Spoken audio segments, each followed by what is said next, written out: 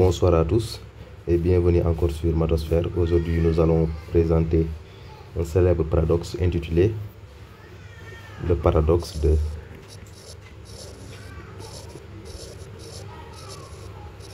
Monty Hall.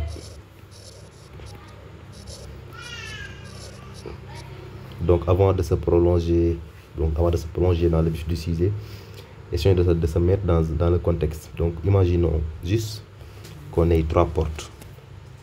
Donc, ici, une porte, la porte 1, on a ici une autre porte, on a ici une troisième porte. Maintenant, ce qu'on sait, c'est que derrière la porte numéro 1, derrière une porte donnée, il y a une voiture et derrière deux autres, il y a des chèvres. Maintenant, toi, tu ne sais pas. Il faut juste que tu choisisses une porte. Donc, derrière, par exemple, supposons qu'ici, il y a une voiture. Ici, donc, ici, il y a une voiture. Ici, on a une chèvre. Ici aussi, on a une autre chèvre. Donc, supposons que toi, tu choisisses la porte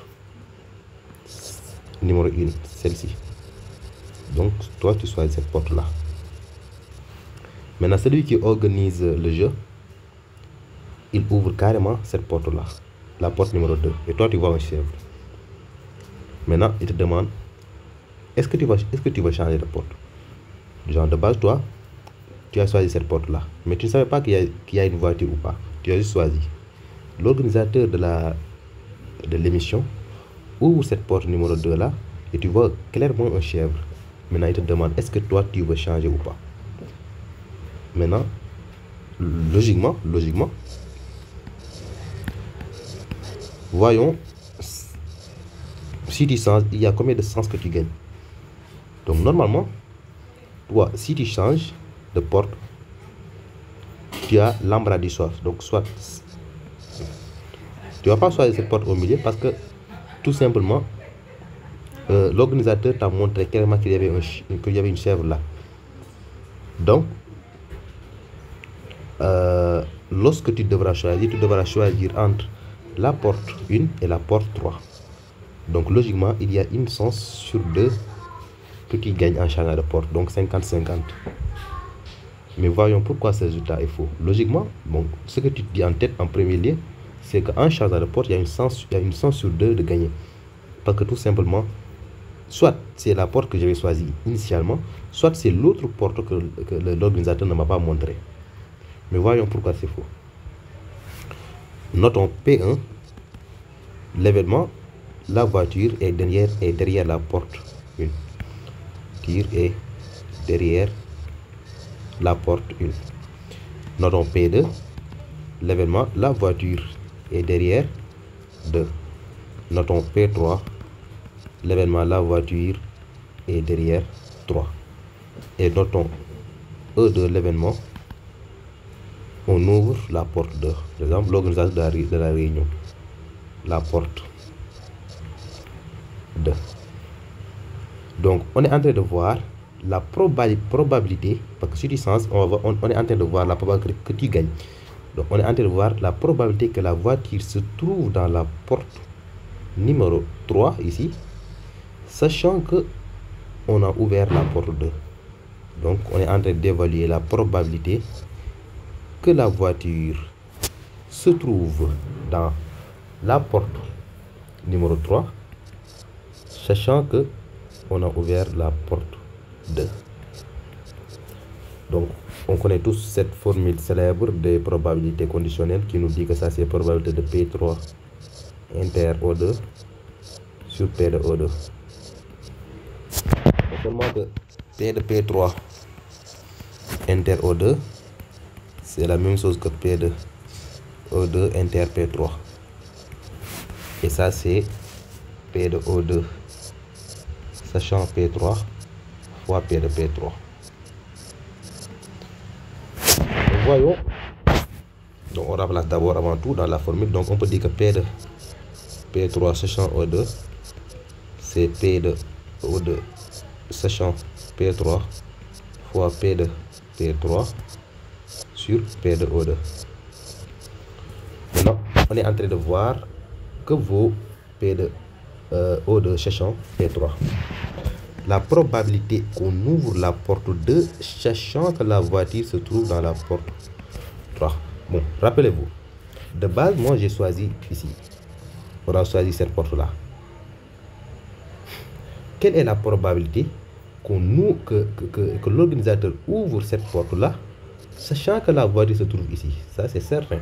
Parce que l'organisateur ne va pas ouvrir la porte où se trouve la voiture. Et sachant que la porte se trouve ici, il est certain que l'organisateur va forcément ouvrir cette porte-là. Donc cette probabilité-là, c'est 1.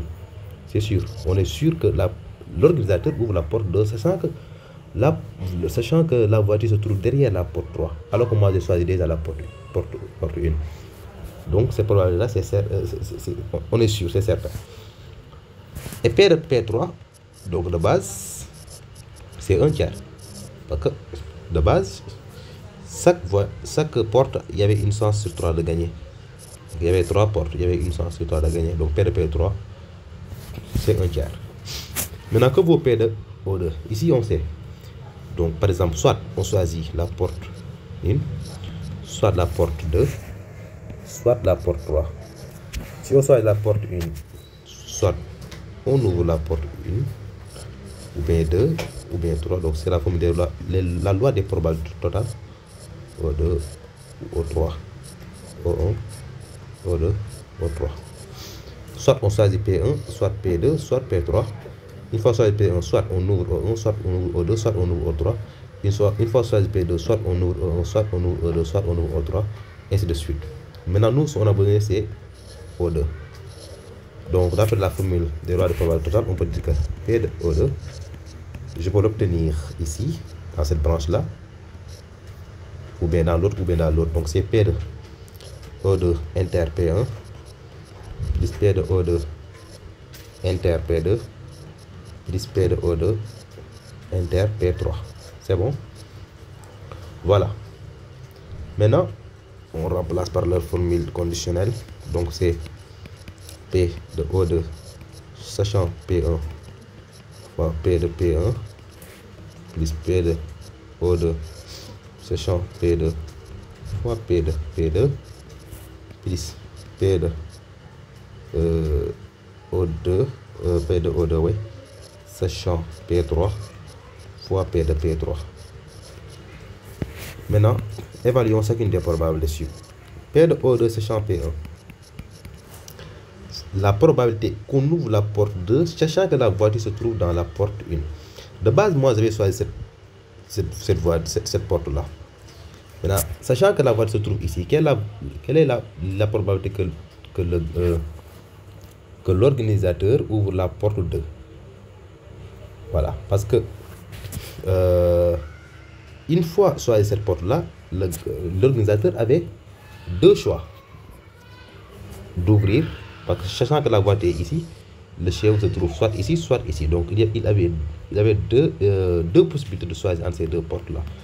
Donc la probabilité d'ouvrir 2, sachant que la voiture ici, il y avait deux possibilités. C'est bon? Donc cette probabilité-là, c'est 1/2. L'autre là, c'est P de O2 sachant P2. La probabilité qu'on ouvre la porte 2, sachant que la voiture se trouve dans la porte 2, c'est nul. Parce que l'organisateur ne fera jamais ça. Il ne va pas ouvrir la porte où se trouve la voiture. Maintenant, P de O2 sachant P3, on l'a déjà calculé en haut, c'est 1.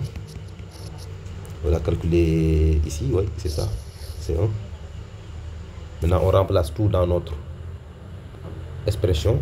Donc, on peut dire que P de O2, ce sera 1/2 fois P de P1, c'est 1 tiers, plus 0 fois 1 tiers, non, plus 1 fois 1 tiers.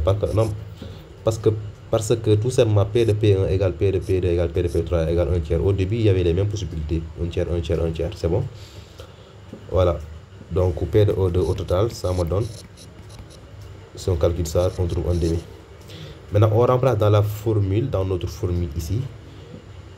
Ici, P de P3, ici, P de P3 sur O2. C'est donc 1 tiers. C'est 1/2 fois 1 tiers. C'est 1/2 fois 1 tiers, le tout sur 1/2. Voilà. Donc P de O2, ouais, 700 P2. Non, désolé, donc c'est P de P3, c'est champ O2, ça devient donc 1,5. Ouais, c'est 1,5. Oui, fois. Donc, parce que c'est P de O200 P3, non, cette probabilité là c'est 1, oui, c'est 1 fois 1 tiers le tout sur ça, voilà, c'est ça. Donc c'est 1 fois 1 tiers le tout sur 1,5. 1, pourquoi? Parce que c'est P de O200 P3, ça c'est déjà 1, on l'a vu. P de P3 c'est 1, maintenant P de O2 on l'a calculé, on l'a trouvé 1,5. C'est ça, et ça me donne 2 tiers. Et c'est ça où se trouve le paradoxe. Parce que tout simplement, nous, intuitivement, on s'est dit qu'en changeant de porte, il y avait une chance sur 2 de gagner. Alors qu'en réalité, en changeant de porte, ça multiplie la chance de gagner. En changeant la porte qu'on a choisie, donc on avait 200 sur 3 de gagner. Il y avait 200 sur 3 que la voiture se trouve dans la porte 3, sachant qu'on a ouvert la porte 2. La probabilité à multiplier, c'est de 2 tiers. Et c'est ça le paradoxe, donc, qui peut l'expliquer. Donc voilà. Donc merci beaucoup, c'est ça qu'on voulait vous partager. Donc c'est cette information là qu'on voulait partager avec vous et à la prochaine fois pour d'autres découvertes.